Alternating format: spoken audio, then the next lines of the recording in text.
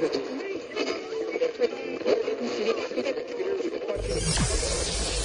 ready for unique, rare, and little-known treasures from the golden age of radio. You're listening to The Amazing World of Radio with Adam Graham. Welcome to The Amazing World of Radio and our look at great movies over radio. From Boise, Idaho, this is your host, Adam Graham. If you have a comment, email it to me, box13@greatdetectives.net. Today's program is brought to you by the support of the Patreon supporters of the Great Detectives of Old Time Radio at patreon.greatdetectives.net.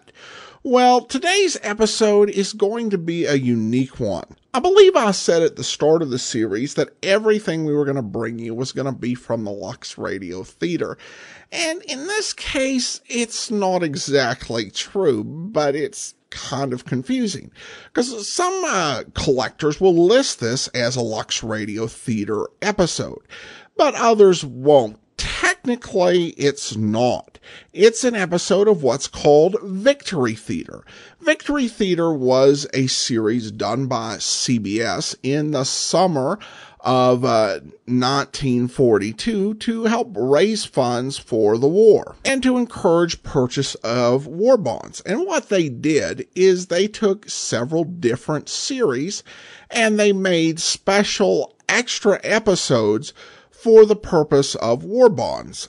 So they made an extra episode of Lux Radio Theater, though obviously not sponsored by Lux, under the Victory Theater banner.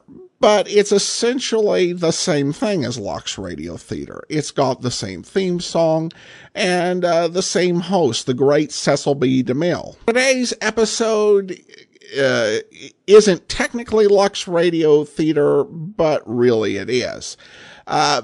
And now I should tell you about today's story. Today's story is the Philadelphia story. It was ranked number 51 on the 1998 100 Years, 100 Movies list. And then it was ranked number 44 on the 2007 edition of this.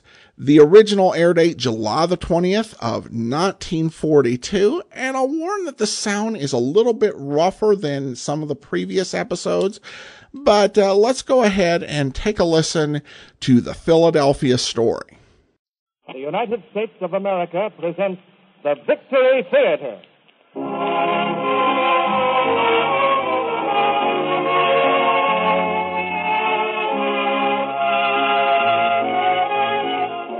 The Victory Theater brings you Cary Grant, Katherine Hepburn, Lieutenant James Stewart, Ruth Hussey, and Virginia Weidler in The Philadelphia Story. Ladies and gentlemen, speaking for the United States government, Mr. Cecil B. DeMille.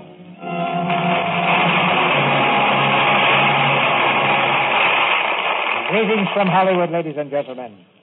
This is a great moment in the American theater, the opening night of a great new theater, dedicated to those principles for which free peoples are now fighting on the battlefields of the world, dedicated above all to victory. Each Sunday night, a popular Columbia Network program will donate an extra performance in the service of the United States. Speaking for the sponsor and staff of our theater, which you've heard on Mondays at this same time for many years, and speaking for myself, we are highly honored that the government has asked us to produce this first program. We've met this challenge with a 4-star premiere, worthy of the star-spangled purpose behind the Victory Theater. Our play is Philip Barry's brilliant comedy, The Philadelphia Story, and our stars are the same famous quartet who played it on the screen: Cary Grant, Katherine Hepburn, James Stewart, and Ruth Hussey. Incidentally, we used to borrow Jimmy Stewart from his picture studio. Tonight, he was assigned to us by Uncle Sam. As you know, he's now a lieutenant in the United States Army Air Forces. Before it reached the screen, The Philadelphia Story ran for a year on Broadway with Miss Hepburn as the star. Backstage one night, I tried to persuade the lady to let me make the picture. She was very gracious, but another producer made the picture. However, all things come to him who waits if he waits long enough. So tonight I raise the curtain on the first act of The Philadelphia Story, starring Cary Grant, as C.K. Dexter Haven, Katherine Hepburn as Tracy Lord, Lieutenant James Stewart as Mike Connor, Ruth Hussey as Elizabeth Embry, and Virginia Weidler as Dinah.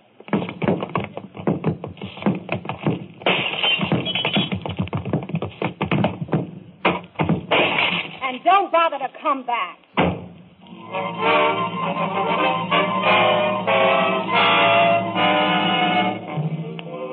Ladies and gentlemen, you've just been listening to the end of An Ideal Marriage. That was Mr. C.K. Dexter Haven being invited out of his happy home, with Mrs. Tracy Lord Haven issuing the invitation. But all that was 2 years ago. Right now, Philadelphia society is seething with interest over the forthcoming second marriage of Tracy Lord. And the editor of the international magazine Spy is determined to spread it over 6 photographic pages of his scandal sheet. On the way to the editor's office are Spy's major writer and Spy's foremost photographer. I'm not going to do it, Liz. I'm going to tell Sidney Kid very plainly and simply I'm a writer and no society snoop. I'm going to tell him just that. Just that. Let Kid fire me. I'll start writing short stories again. I'm going to tell him just that. Just that. Come in. Oh, hello, Connor. Morning, Miss Embry. Mr. Kid, I don't think you're being fair to me. No? No. You're treating me like you treat all your other writers. You really hate me, don't you, Connor? No. I don't like you very much, though. You hate me, I trust, Miss Embry? No, I can't afford to hate anybody. I'm only a photographer. Your assignment will be Spy's most sensational achievement. Tracy Samantha Lord. Big game hunting in Africa, fox hunting in Pennsylvania. Why, I can see the layout now. The Philadelphia story. Closed were the portals of snobbish fox hunting? No. No hunter of foxes is Spy magazine. Anyway, presented for the first time, quote, a wedding day inside mainline society. Or what the kitchen maid saw through the keyhole, unquote. Go ahead, Connor. Writing's your job. I'm only the publisher. All right, publisher. Take this. Quote, no hunter of buckshot in the rear is cagey, crafty Connor, unquote. Closed paragraph. Closed job. Closed bank account. But look, Mr. Kidd, how could we possibly get inside the Lord estate, let alone the house? Just a moment.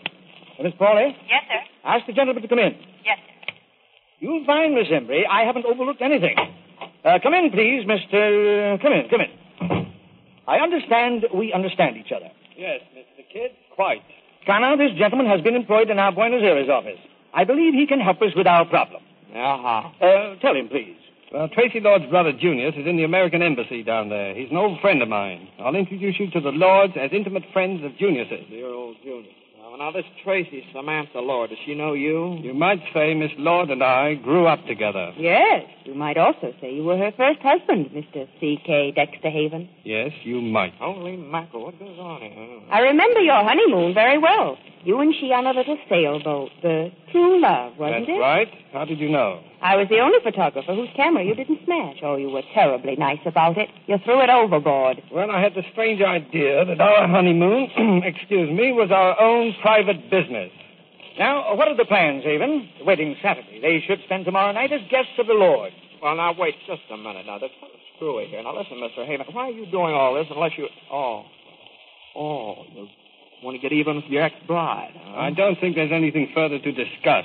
I'll have a car pick them up at noon tomorrow in North Philadelphia. Why that, Liz? Here, Mike. Take my handkerchief.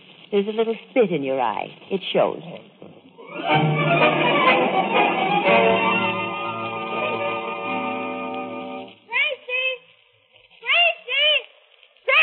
Miss Dinah. Edward, have you seen my sister? Yes, Miss Dinah. She's in the sitting room, making a list of the wedding gifts. Tracy. Mother, how do you spell omelet? Oh, you. Why didn't you answer me? Omelet, Mother. Omelet? O-M-M-E-L-E-T. I thought that was another L. That's a funny wedding present. The dish, dear. A silver dish. Dinah, bring some of that junk off the table. Is this a present? It stinks. Don't say stinks, darling. If absolutely necessary, smells, but only if absolutely necessary. Mother, the cards on the presents have been changed again. There must be a ghost loose in the house. Maybe the ghost of bridegroom number 1. Dinah, don't talk about Dexter, though he were dead. He might just as well be for all Tracy cares. Right. If I never see Mr. C.K. Dexter Haven again, I'll be...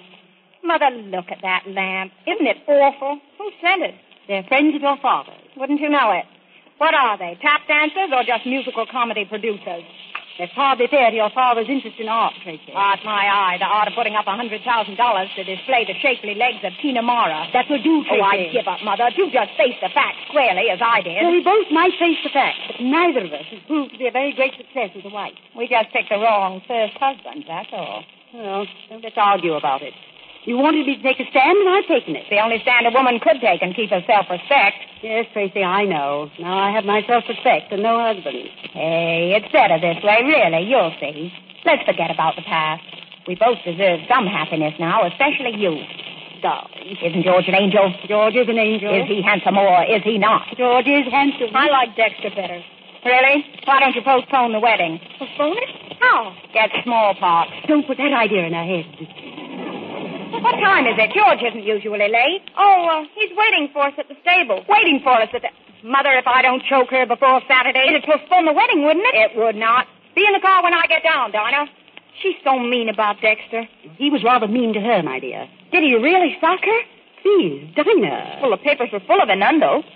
Of what? Of innuendo. Cruelty and drunkenness, it said. Mother, why won't Tracy ask her own father to the wedding? Your sister has very definite opinions about certain things. But don't you think it's stinking not to want father? Yes, darling. Between ourselves, I think it's good and stinky.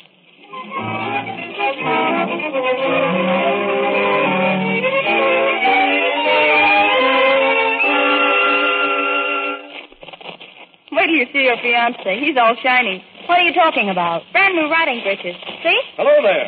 Well, who's that terribly attractive man? Hello, darling. Hello, George. Well, how do you like me? I adore you, but you look awful. Awful? You look like something right out of a shop window. Tracy, Help me, Dinah. We'll rub a little dirt on those breeches. Hey, listen now, just a minute. Here, no, stop. Now, listen, these are new pants. That's just it. They're new, but they're not going to be. There, that's better.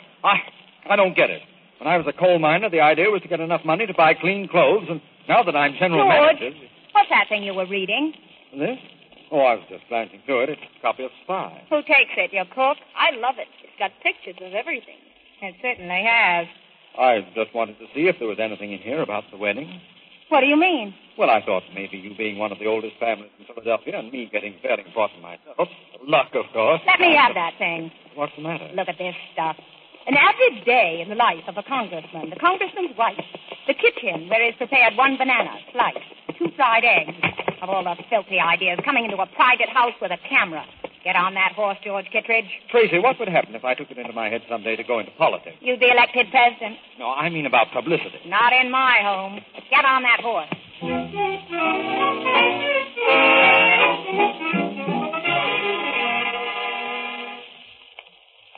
Hey, where is everybody? Dexter! Hello, Dinah. Dexter, you've come back. Ah, Dinah, my dream girl. Tracy!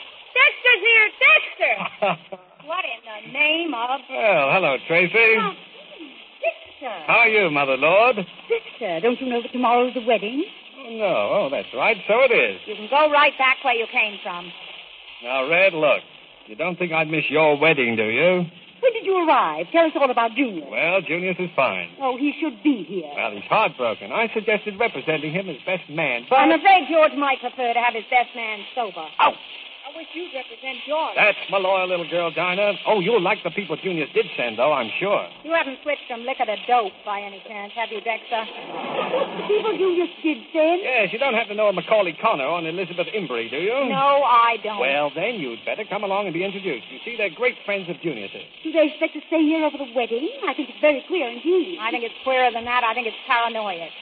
You're lying, Dexter. I can always tell. Can you, Red? You went to work after the divorce, didn't you? Well, yes, except for a brief interlude in a couple of alcoholic sanitariums. But you took a job in South America. Who for? A magazine. And it wasn't by any chance Spy magazine. You are a match of intuition. And I don't suppose the Junius' friends are photographers by any chance. Oh, I knew you were low, but I never thought you'd think to anything else.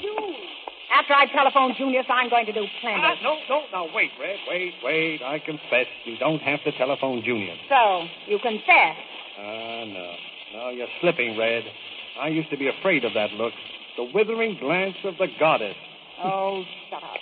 Now, look, Red, about this man Connor and, I'll take care of them. Who do they think they are, barging in on peaceful people? Oh, sure. There's nothing you don't want them. I want them out, and you too. Yes, Your Majesty, but first, Could I interest you in some small blackmail? No. What do you mean, blackmail? Well, it's an article, complete with snapshots, details, and insinuations, and it's ready for publication in Spy. And it's about your father and that dancer in New York, you see? About Father and Tina Mara? Oh, yes, Spy. China may be listening. But they can't. Even if it's true. Where'd you get this stuff? From one Sidney Kidd, the editor and publisher. He's got to be stopped. Well, he is, temporarily. That is, if you'll allow those two to turn in a story on your wedding. And when Kidd says a story, he means a story. I'm going to be sick. Yes, dear. An intimate day with a society bride. I am sick. Well, it's tough, but that's the way it seems to be. So I'm to be examined, undressed, and generally humiliated at 15 cents a copy. And you're loving it. Am I, Red? All right, I'll give them an interview. I'll give them a picture of Tracy Lord that'll stand their hair on end.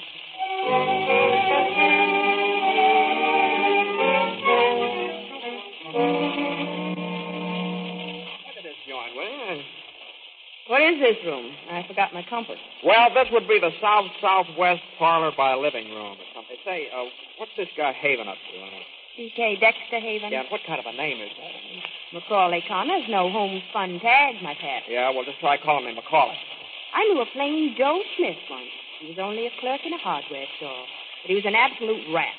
Like, take your feet off the table. Oh, no. Tell poor footman to call me for lunch, will you? How do you do? Oh, I'm sorry. Don't bother to get up. I'm Tracy Lewis. Oh, well, my name is... It's so nice having you here. How did you leave Junior? Fine.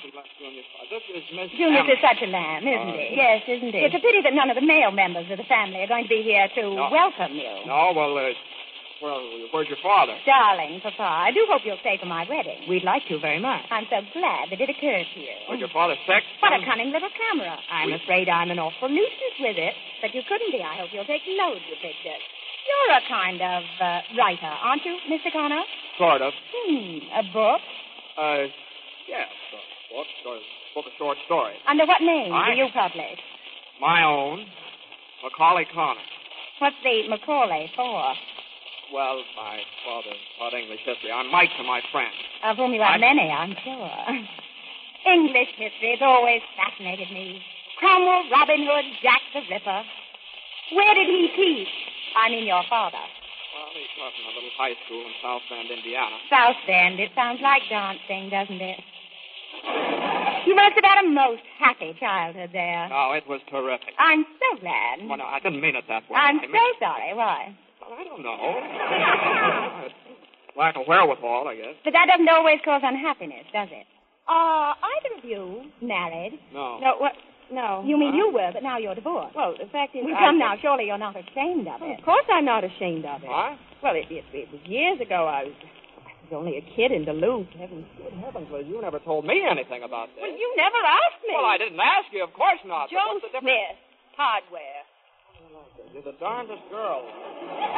I think I'm sweet. Duluth, that must be a lovely spot. It's west of here, isn't it? Sort of, but occasionally we get the breezes.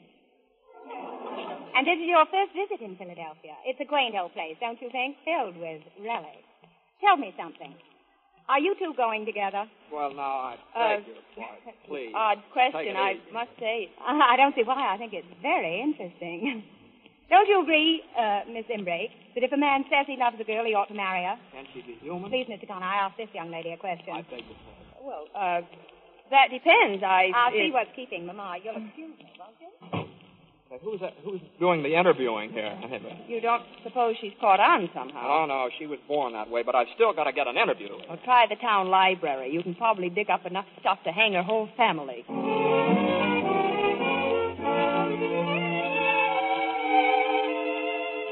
Book return, Miss Bow. Just leave it, please. Excuse me, are you the librarian? Yes. What does thee wish? Well, I'm looking for a local... What'd you say? What does thee wish? I'm looking for a local biography of history. If thee will consult with my colleague over there. Uh-huh. Dost thou have a washroom?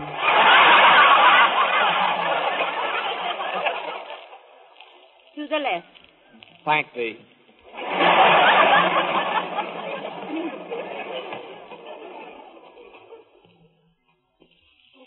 Oh, are you reading?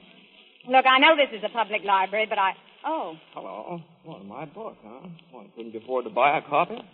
The bookstore didn't have one. Oh, well, sure you're doing the right thing now. You know what happens to girls like you when they read books like mine and begin to think that's bad. These stories are beautiful. Why, Connor, they're almost poetry. Well, don't kid yourself. They are. I can't make you out at all now. Really? You talk so big and tough, and then you write like this. Which is which? Both, I guess. No, I believe you put the toughness on to save your skin. You think so? I know a little about that. Really? Quite a lot. Look. Let's get out of here. Want to swim? All right.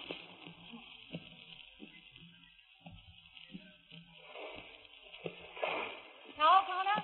Yeah, thanks. Boy, you really got something here. Where? Well, I mean, all this. Garden, swimming pool. You could sail a small yacht on there. Hey, what were we talking about? Oh, my book. Yeah. Tell me something, will you? When you can do a thing like that, Brooke, how can you possibly do anything else? Well, you may not believe this, but there are people in this world that must earn their living. Oh, heck that, Dexter. Look, stand by me, will you? I don't want to be alone with him. Well, certainly, if you like. Thanks. Hello there, Red. Well, fancy seeing you here. Well, what's this you've been drinking? Orange juice? Thanks, I'd love some. Don't tell me you've forsaken your beloved whiskey and whiskey. Oh, no. I just changed their color, that's all. I go in for the pale pastel shades now. How about you, Mr. Connor? You drink, don't you? Oh, a little. A little, and you're a writer? Dear me. I thought all writers drank to excess and beat their wives. Dexter, would you mind doing something for me? Anything, what? Get the heck out of here. Oh, my dear Red, I couldn't do that. You need me too much.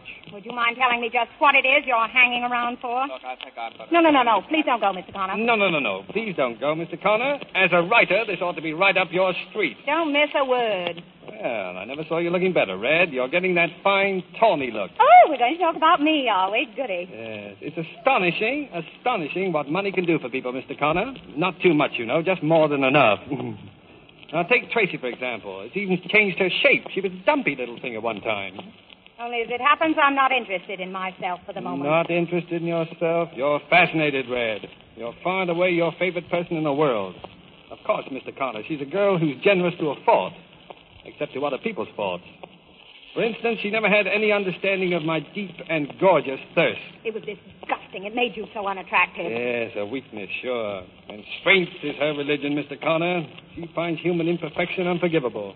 And when I gradually discovered that my relationship to her was supposed to be not that of a loving husband and a good companion, but that of a kind of high priest to a goddess, well, then my drinks got deeper and more frequent. I never considered you as that, nor myself. Oh, you did without knowing it. And the night that you got drunk on champagne and climbed out on the roof and stood there in your nightshirt with your arms out to the moon, wailing like a banshee. I told you I never had the slightest recollection of doing any such thing. I know. You drew a blank. You wanted to. Mr. Connor, what would you... Oh, where did he go? He's gone. I hope he heard what you said, though. Make a wonderful story for Spy. Yeah, well, it's too bad we can't supply photographs of you on the roof. Dexter, what are you trying to make me out as? Tracy, what do you fancy yourself as? When I read you were going to marry Kittredge, I couldn't believe it. That's why I'm here. How in the world can you even think of it? Because he's everything you're not. Oh, yes? He's been poor, he's had to work, and he's had to fight for everything. And I love him as I never even began to love you. Maybe so, but I doubt it. I think it's just a swing from me. But Kittredge is no great tower of strength, Tracy. He's just a tower. You hardly know him. Well, to hardly know him is to know him well.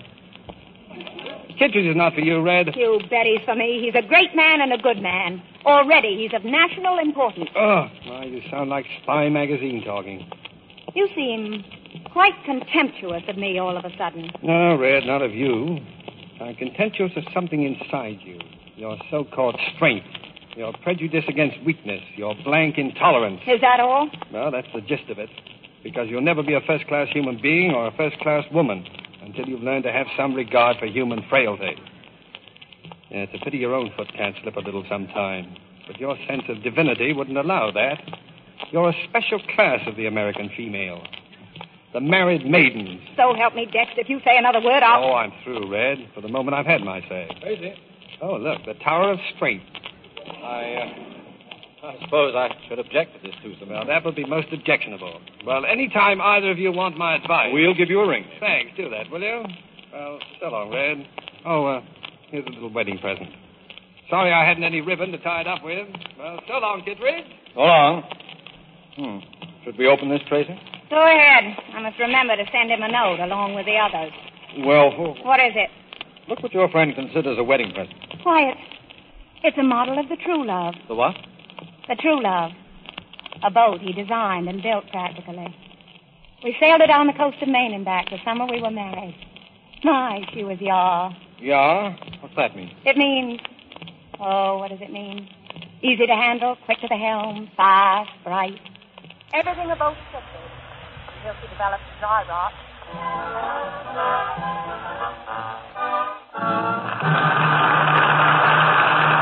In a moment, Mr. DeMille presents Act Two of the Philadelphia Story. Less than 20 minutes ago, a great many of you heard Cecil Brown say, and I quote exactly, "In the Far East, American bombers brought new encouragement to the courageous Chinese. The Americans swooped down on Canton Airdrome in South China and caught 60 Japanese aircraft massed on the field. The bomb bays opened, and most of those Japanese aircraft are no more." I wonder if you feel that you had anything to do with what happened there. Well, if you're a worker, perhaps the planes you worked on were in that fight. Perhaps someone in your family or one of your friends was fighting there. But how about you, personally? Did you have anything to do with it? If you're buying government bonds, you did, because your dollars were fighting there and doing their utmost. Everybody can send dollars fighting. I was at the post office the other day, and it took my breath away to see the people crowd up to get their bonds. Rich man, poor man, bringing stamps and cash for bonds. They could almost see their money go marching.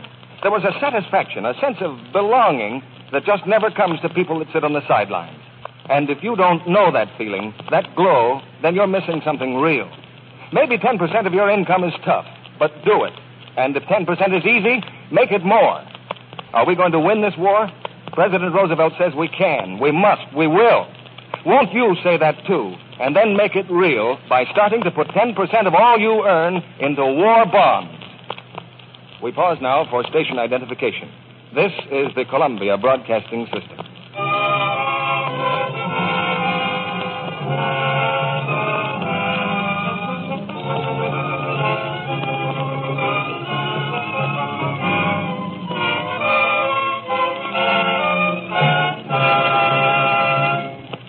Philadelphia Story, starring Cary Grant, Katherine Hepburn, James Stewart, Ruth Hussey, and Virginia Weidler.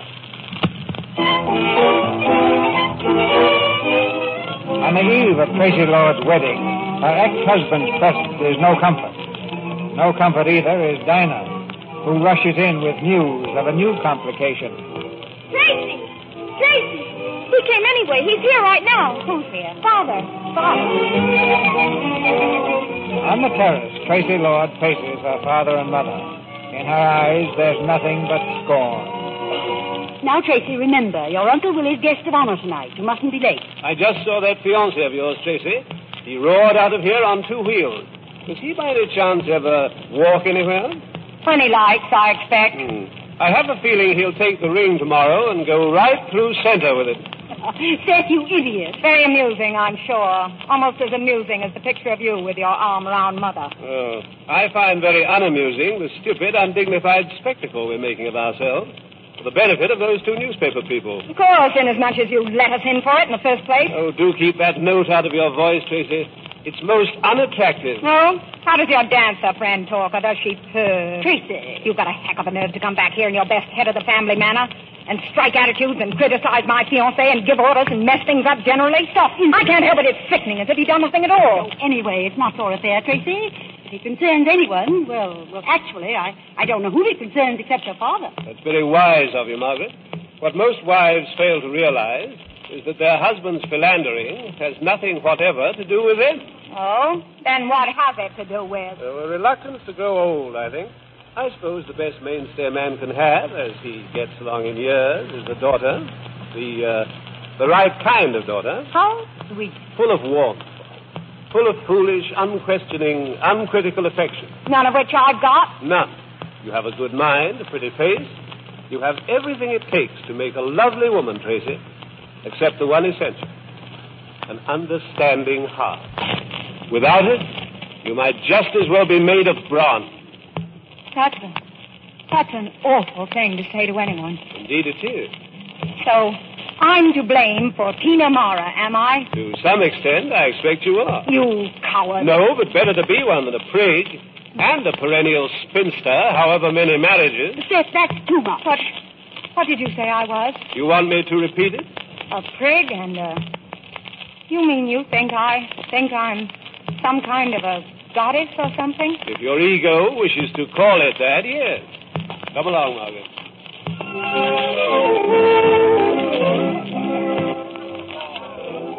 Tracy, haven't you danced enough? Danced enough? You know what time it is. It's after 4. In China, it's later than that. In China, we'd be married by now. Or perhaps it's only yesterday. Tracy, I don't understand you tonight. What's the matter? What's the matter with everybody? You never drink, Tracy. You got that wrong. Prigs don't drink. What? Nor spinsters. Tracy. Nor goddesses of any variety. Tracy, that's enough. Macaulay Connor of South Bend reporting for duty. May I cut in? I'm sorry, Connor. We're going home after this dance. Oh, now you can't do that to me. And I'm an old friend of Junior's. I wish old Junior's were here. Tracy, I'll get your wraps. I'll be right back. You'll wrap me up. Hello, you. Hello. Hey, you look fine. I feel fine. Good. What was I saying? Oh, let's have another drink. Or would Kittredge thank? That's not what you were saying. No, of course it was. What was I saying? Oh, I know. Why do you wish your brother was here? Does he like Kittredge? Everybody likes Kittredge. Everybody likes Kittredge. Everybody except C.K. Dexter Haven, huh? C.K. Dexter Haven. Where is C.K. Dexter Haven? He didn't come. He's home. He's home, huh? I think I'll go and have a little talk with him. Come on, Connor. Let's have some wine. Have some wine. Here, dear. Here's your wrap. No, we're going to have just one more drink before... Not you, I'm afraid, dear. Why should you be afraid, George? You know wine never affects me, not in the slightest.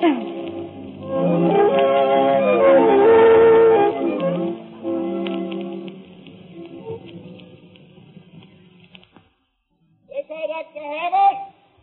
Hey! C.K. Dexter, come on out, C.K. Dexter Haven. Hello, what's up? You are. Let me help us with this. Come on in. I bring you greetings. And a bottle of champagne. Champagne is a great leveler.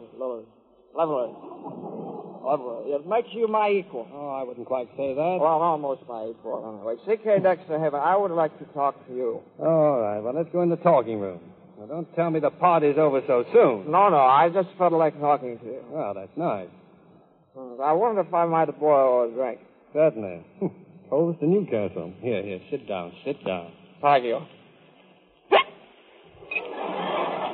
Excuse me. Huh? Oh, nothing. Listen, are you still in love with Tracy Lord? What? Or perhaps you consider that a very personal question. Not at all. Liz thinks you are. But of course women like to romanticize about things. Yes, they do, don't they? Yes, they do, don't they? You know, I can't understand how you can have been married to her and still know so little about her. Can't you? No, I can't. You.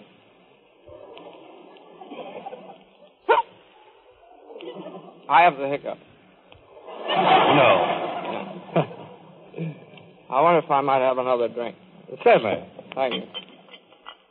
You know, Tracy's no ordinary woman, and you said some things to her this afternoon that I resented. Well, I apologize, Mr. Connor. That's quite all right. But when a girl is like Tracy, she's one in a million. She's sort of like a goddess? No. You said that this afternoon. No, she's sort of like a queen. A radiant, glorious queen. And you can't treat her like other women. No, I suppose not. But then I imagine Kittredge appreciates all that. Oh, Kittredge. Kittredge appreciates Kittredge. That fake man of the people, that 5-cent edition of Sydney Kid. I always thought Kid himself was a 5-cent kid. You know, Kid's just using you like he uses everybody else. That guy's colossal. He's terrific. He's got everybody fooled. Yes. No mean Machiavelli, smiling, cynical Sydney Kid. The world's his oyster with an R in every month. Say, that's not bad. When did I say that? You didn't. I did. Sorry. I suppose you never heard of Kid's little arrangement in Kansas City. Nope. San Francisco. Well, let me tell you about the time he went to Boston. The true story of that little jaunt would ruin him. Oh, yes? Hey, look here. What would happen to you if I used that stuff? Why? Well, I might want to very much. You see, Kid is holding an article on Tracy's father, and this might stop him. Oh, blackmail, huh? Well, look, you just use it. Use it with my blessings. I'm through anyway. All right, now, come on. Sit down there. I got to go back to Tracy. Not yet. Now, you dictate. I'll write. Now, shoot. Boston. Huh? What? Boston. The time, May 1938. The place, Boston, in a hotel. Kid is just...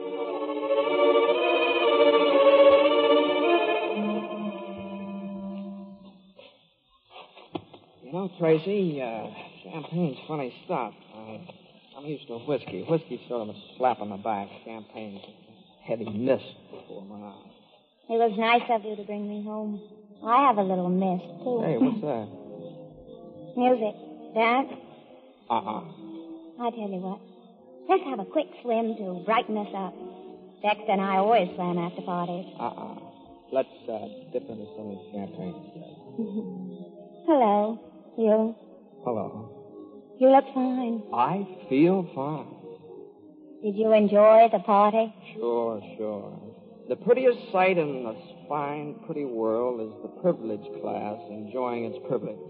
You're a snob, Connor. No doubt. Awash with champagne was Will Q. Tracy's pleasure dome on the nuptial eve of Tracy's... Oh, now listen.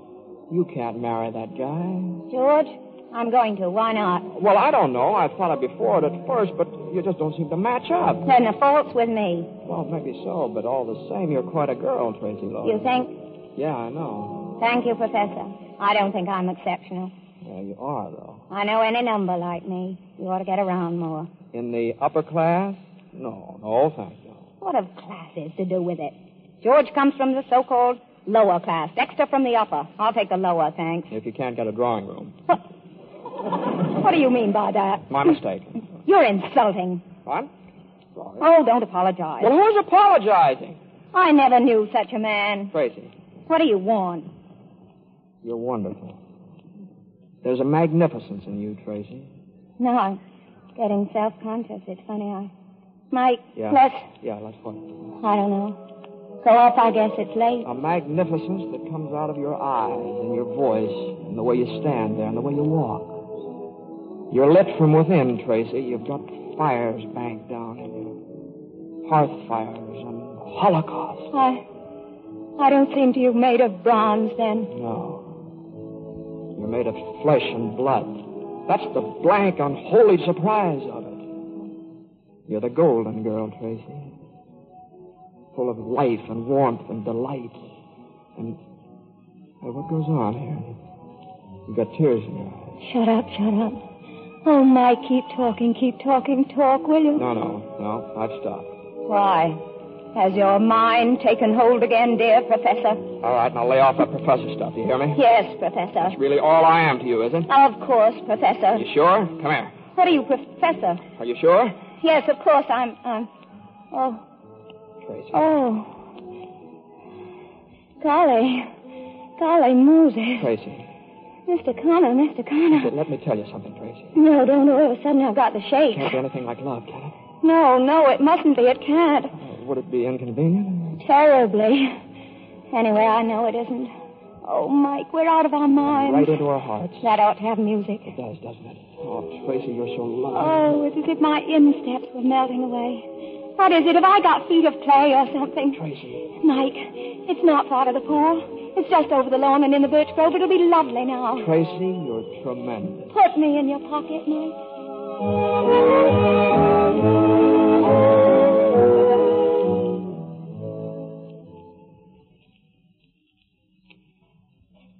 Get out there. Hello, Mac. Well, it's you, Mr. Dexter. Any prowlers around? No prowlers, sir. Can I get in this way? Well, if you can't, you can always go in the front, sir. Yes, well, thanks, Mac. Good night. Good night, sir. Hey. That you, Haven? Well, hello, Kittredge. Well, what are you doing here? Oh, I'm a friend of the family's, didn't you know? Just dropped in for a chat. Now, don't try to be funny. I asked you a question. I could ask you the same question. Well, I telephoned Tracy, and her phone didn't answer. I was worried, so I walked over from the gatehouse. I was worried, too. About what? Well, what do you think of this fellow Connor? Or do you? Now, listen, if you're trying to insinuate... Oh, my dear chap, I wouldn't insinuate anything, only... Oh. Listen, who's that? Oh, that? Oh, well, come on. I'll walk you around the house and tell you all about it. Something's going on here, and I'm staying. So are you. Why, it's that Connor. What's he doing with Tracy? Now, calm yourself. He's carrying on his arms. He's carrying Tracy. Uh-oh. Don't stop, Mikey. Keep crooning. Right here? Okay, somewhere. Now, what is this? Now, easy, Kittredge. She's not hurt, is she, Connor? No. Not wounded, sire, but dead. Oh, it seems the minute she hit the water, the wine hit her. Now, look here. Yes, a likely story, Connor. What'd you say? I said a likely story. Take her into the house. Now, listen, if you think that it... You'll be down directly? Yes, if you want. I want. Hello, Dexter. Hello, George. Hello, Mike. Second door to the right, Connor. Mind you don't wake Dinah up. I'll be right back directly. My feet are made of clay, Did you know? Oh, this is horrible. Yes, how are the mighty fallen? But if I know Tracy, she won't remember much of this. For the second time in her life, she'll draw quite a tidy blank. Oh? You don't believe it, do you? Believe what? Well, the implications of what you saw, let us say. Well, what else am I to believe? Well, that's entirely up to you. I've got eyes. I've got imagination, haven't I? I don't know. Have you? Oh, so you pretend not to believe it? Yes, I pretend not to. Then you don't know women. Well, that's possible. Then you're a fool. Well, that's quite possible. Now, you won't be too hard on her, will you? I'll make up my own mind what I'll do. Well, we're all only human, you know. You, all of you, with your sophisticated ideas. Yes, ain't it awful? Well, I'm back. What do you want to do about it? Why, you low I'll take care of this, Kittredge. Oh, say, listen, Heyman. This is my affair. What right have you to... A husband. Now, till tomorrow. You can go now, Kittredge. I'll handle the rest of it, too. I'll speak to you tomorrow, Heyman. Sure. Well, hey, Connor, come on, wake up. Come on. How do you feel? Well, now, look, if you think that... I know. I'm sorry, but I thought I'd better hit you before he did. He's in better shape than I am. Oh, yeah. Well, you'll do. Is there anything wrong, sir? No, not a thing, Mac. Just as quiet as a church. Who's that lying there? That's Mr. Connor, Mac. Oh, doggone. I thought it might have been Mr. Kittredge. Oh, well, now, we can't have everything, Mac. Good night. Good night, sir.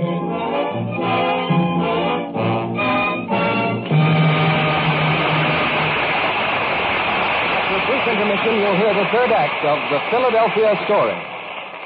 If you've started buying war bonds, perhaps you haven't figured that what you're doing for your country is working out to your own best interests, too. But it is.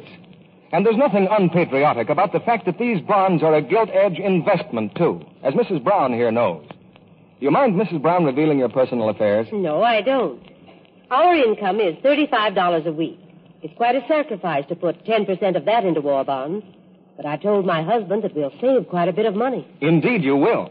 That's been carefully figured. 10% of $35 is $3.50 a week. 50 cents a day. If you buy stamps and bonds at that rate for 5 years, you'll have bonds worth at maturity over $1,200. That'll buy you the finest car you ever drove when the war is won. And this is one of the safest investments in the world, isn't it? Yes. These bonds are backed by the entire resources of the United States government. You're going to get back $4 cash for every $3 you put in. That's a lot. Yes, but there are a few people who are thinking up reasons to excuse themselves for not buying these bonds. If you're one of them, your soldiers ask you to stop figuring why you can't buy them and start to find out how you can. Put 10% of your pay every payday into war bonds. Set your mind on victory and buy United States war bonds starting now. Our producer, Mr. DeMille. The curtain rises on the third act of the Philadelphia story. The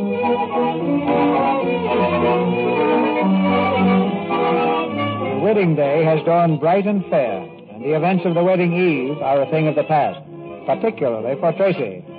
She can't remember anything. She can't think of anything. Without propping her eyes open with her fingers, she can't even see anything. To comfort her in this predicament comes the little old comforter, Dinah. How do you feel, Tracy? Oh, fine. You look horrible. I know. Tracy, I hate you to get married and go away. I'll miss you, darling. I'll miss all of you. You know, I had the funniest dream about you last night. Did you? I dreamed I got up and went over to the window. And guess what I dreamed I saw coming out of the woods? I haven't the faintest idea. A skunk? Well, sort of. It was Mr. Connor. Mr. Connor? Yes, with his both arms full of something. And guess what it turned out to be? What? You.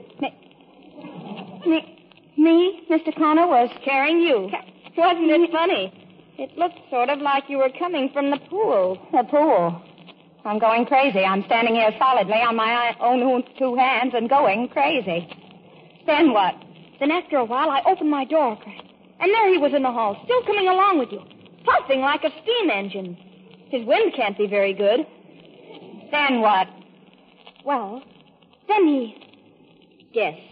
I couldn't possibly. Then he just sailed right into your room with you, and that scared me. So I got up and went to your door and peeked in to make sure you were all right.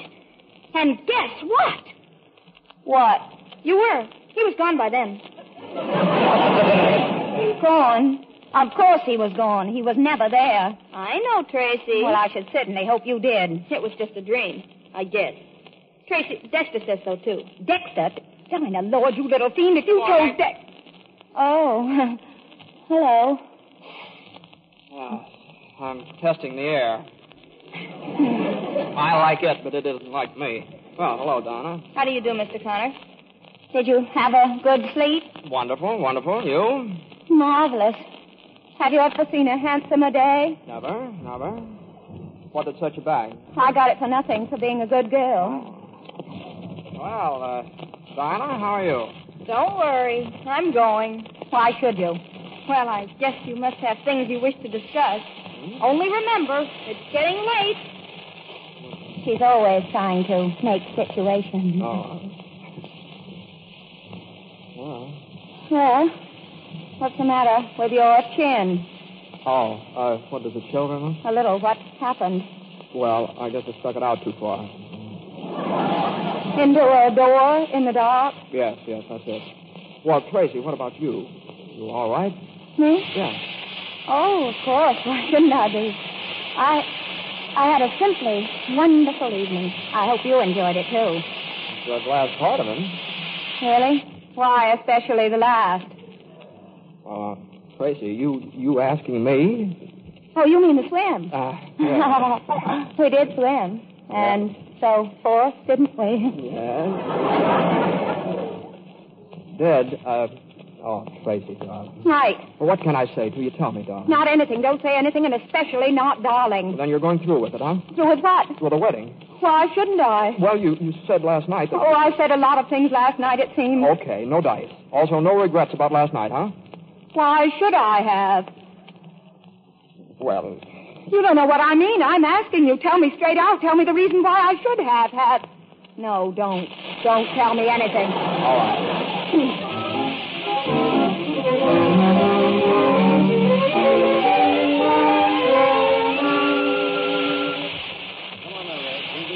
Doctor's orders. What is it? Just the juice of a few flowers. It's a type of stinger. Removes the sting. Oh, Dex, don't say that. Well, why not, Red? Nothing will, nothing ever can. Oh, Dex, I've done the most terrible thing to you. To me? Oh, I doubt that. I doubt it very much, dear. Dex, what am I going to do? Why ask me, darling? Where do I come into it anymore? Aren't you confusing me with someone else? A fellow named Kittredge or something? George. I've got to tell him. Tell him what, darling? I've got to tell him. Well, if you've got to tell him, he's got to tell him, I suppose. But if he's got any brains at all, he'll have realized by now what a fool he made of himself. When? Last night. Was he here, too? Sure. Good golly, why didn't you sell tickets? Say something, Dex. Say anything. No, you do. Oh, Dex, I'm such an unholy mess of a girl. No, that's no good. That's not even conversation. But never in my life. Not if I live to be 100 will I ever forget how you tried to stand me on my feet again today. Go on, you're in great shape. Tell me, what do you think of my wedding present? I'd like my presents at least acknowledged, you know? It was beautiful. Yeah? And sweet, Dex. Yeah, she was quite a boat, the true love, wasn't she? My, she was yar. She was yar, all right. I wasn't, was I? Not very. Oh, you were good at the bright work, though. I made her shine. Mm-hmm. I'm designing another one now along more practical lines. What do you call her? I thought the True Love's second. Dexter, if you call any about that, I promise you I'll blow you and Ed out of the water. I tell you what you can call her if you like. What, darling? In fond remembrance of me, the easy virtue. No, shut up, Red. I can't have you thinking things like that about yourself. What am I supposed to think when I... Oh, I don't know. I don't know anything anymore. Oh, well, no, that sounds very hopeful, Red. That sounds just fine. Tracy, we're almost ready. Stand up, dear. Let me see your dress. Mother, It's lovely. George will be right over. Oh, here, I forgot. Here's a note he sent you this morning. A note? Good morning, Mr. Donna. Hello, Miss Indri. Good morning. Good morning. Oh, by the way, Dexter, Mr. Sidney Kidd telephoned. I was to tell you that you win. Whatever on earth does that mean? Fine. Well, I have a feeling it won't be so hard for me to resign now. And belts will be worn tighter this winter. Well, Red, I'm afraid this is the deadline. So is this. Listen, everybody, it's from George. My dear Tracy, I want you to know that you will always be my friend, but your conduct last night was so shocking to my ideals of womanhood that my attitude toward you and the prospect of a happy and beautiful life together has been changed materially. Oh, hello, George. Come and listen. Tracy, in front of all these people? It's only a letter from a friend. They're my friends, too. Here's the last of it. Your breach of common decency certainly entitles me to a full explanation before going through with our proposed marriage. In the light of day, I am sure that you will agree with me. Yes, George, I quite agree with you. That's all you have to say? What else? On the very eve of your wedding, an affair with another man. Oh, now, wait just a minute. Kittredge, it may interest you to know that this so-called affair consisted of exactly 2 kisses and a rather late swim. Thanks, Mike, but there's no need to defend... After which I deposited Tracy in a room and promptly returned down here to you two, which doubtless you remember. Doubtless, without a doubt. You mean to say that was all there was to it? I do. Why? Was I so unattractive, so distant, so forbidding, or something that you... Well, this is fine talk, too. I'm asking a question. You were extremely attractive, but you were also a little worse or better for wine, and there are rules about that. Thank you, Mike. I think men are wonderful. The little dears. Then if it hadn't been for the drink last night, all this might not have happened. Apparently, nothing did. What made you think it had? Well, I'm not going to quibble, Tracy. Let bygones be bygones. Now, what do you say? Yes. And goodbye, George. I don't understand. Please, goodbye. You're too good for me, George. You're 100 times too good. But And I'd make you most unhappy, most. That is, I'd do my best to. All right. Possibly it's just as well. Yes, I thought you'd finally come to that conclusion. I have a feeling you had more to do with this than anyone. Possibly, but you were a great help. You and your rotten class. Oh, class, my eye. You're on your way out, the lot of you. And good riddance. Well, there goes George. Hey, come on. They're waiting for you. Oh, my sainted aunt. Well, don't just stand there. You better think of something.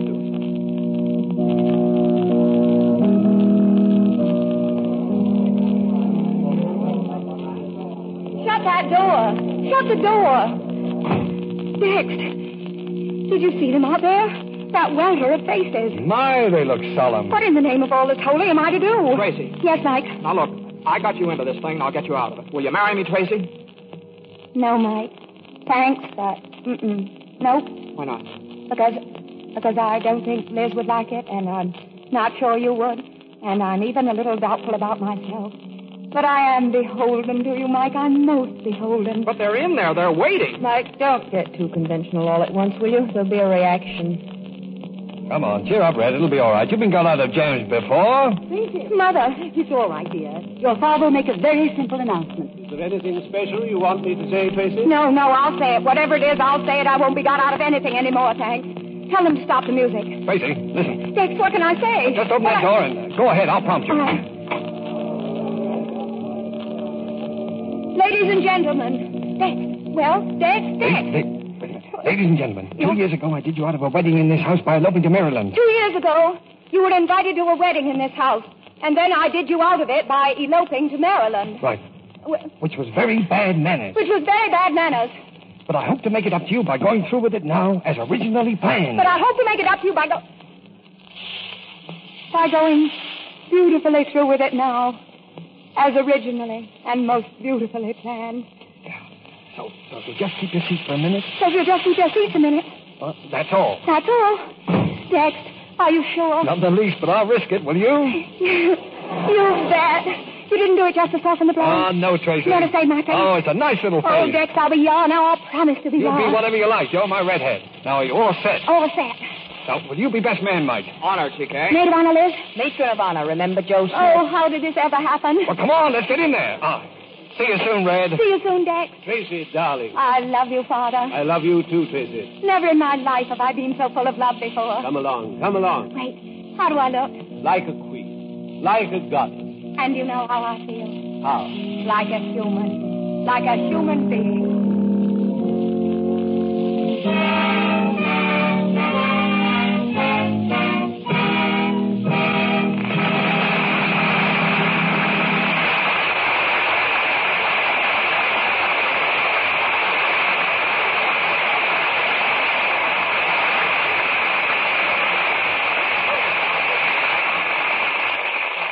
So, all America applauds the Philadelphia story. And Cary Grant, Katherine Hepburn, James Stewart, and Ruth Hussey. Each contributed time and talent to this radio effort to help win the war. And as we look out on the world tonight, we find that the war has indeed reached a crisis. Lieutenant Stewart, what's your personal slant on our part in the war? Well, sir, in the Army, we'd like to see everyone stop criticizing our allies in England. So the next time, stop before you talk and ask yourself, what have I done that gives me the right to criticize people who fought for 3 years as bravely as the English? You wouldn't have to bring that up, Jimmy, if everyone realized that above all, the enemy wants to see our side divided. And now, Cary Grant. Well, C.B., if I could visit everyone listening tonight, I'd want to convince them of this one thing, that we've all got to win this war together. And by we, I mean the Russians, the Chinese, the English, and the Americans. You know, a very wise American, Benjamin Franklin, once said, we must all hang together, or assuredly we shall all hang separately. As true today as it was 160 years ago, sir.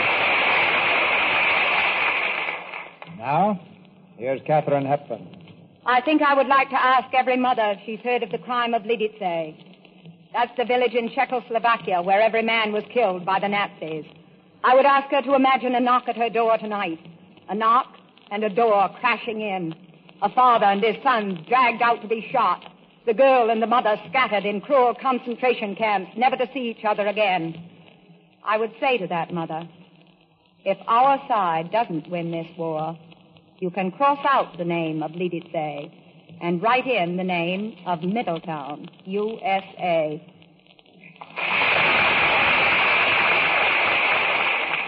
That crime will be remembered, Katherine. Miss Ruth Hussey. It must be clear by now to all Americans that you can't compromise with the men responsible for Lidice. But I've heard people say that we'd be better off if we could make peace with Hitler now. Isn't it plain by now that we must win or surrender? And if we surrender, isn't it plain what we can expect?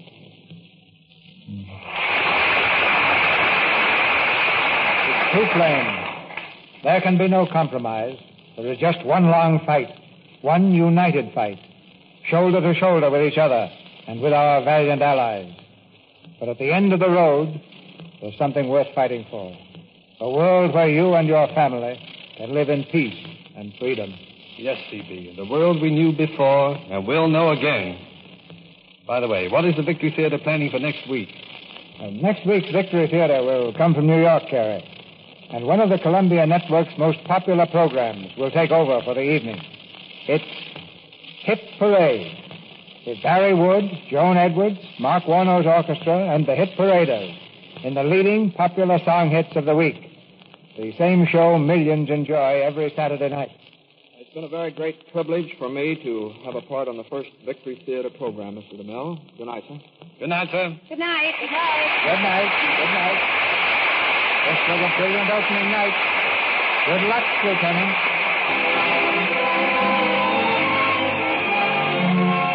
our sponsor, the United States government, joins me in inviting you to listen again next Monday night when the Victory Theater presents The Hit Parade with Barry Wood, Joan Edwards, Mark Warno's orchestra, and the Hit Paraders. This is Cecil B. DeMille saying good night to you from Hollywood. Ladies and gentlemen, the Victory Theater is your theater. A rallying place where you can meet with your fellow Americans and with your government each Monday night. We shall place certain true facts about the war before you each week. We shall ask you to do something about those facts. And on what you do may depend the safety of your home and the lives of those you love. The United States government thanks the Columbia Broadcasting System and all who contributed their services to tonight's Victory Theater. Heard in tonight's play were Nicholas Joy as Seth, Janet Beecher as Margaret, Gail Gordon as George, and Leo Cleary, Charles Seal, Norman Field, Verna Felton, Bruce Payne, and Sandra Cole. Our music tonight was directed by Louis Silvers. Your announcer has been John M. Kennedy. This is the Columbia Broadcasting System.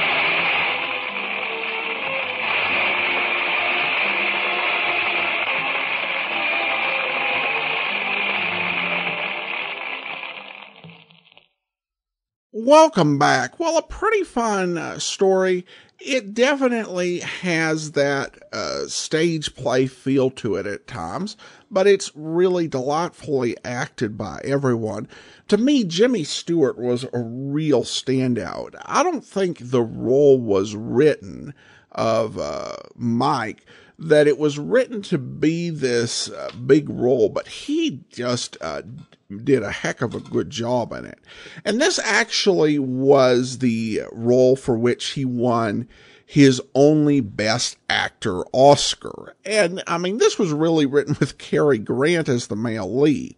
Now, for his part, Jimmy Stewart always took the position that this Oscar came to him as kind of a makeup for the fact that they didn't give him an Oscar for his work on Mr. Smith Goes to Washington. Yet, I can see merit in the performance listening to it on the Lux Radio Theater. There's a great deal of sincerity, along with this cynical, world-weary sort of approach that comes from working for a newspaper and dealing with human foibles. Of course, the big difference between this and the Lux Radio Theater is that rather than selling soap flakes, this is selling war bonds. And I have to admit, these are some of the most emotional appeals to buy war bonds. I think particularly Katherine Hepburn's was just incredibly resolute and passionate. Just a really good job on the selling front. I think this was a great cast too. You usually do not get this much of the main cast to come back for a Lux Radio Theater play. Generally, you'll get 1 to maybe 3 of the actors who appeared in the film. They got quite a bit more to come on the Victory Radio Theater, I guess because of the cause of selling war bonds and helping the war effort. But overall, a very interesting bit of radio, and I hope you enjoyed it. We will be back next week with another great movie adapted to the radio. If you do have a comment, send it to me, box13@greatdetectives.net, and become one of our Patreons, patreon.greatdetectives.net. From Boise, Idaho, this is your host, Adam Graham, signing off.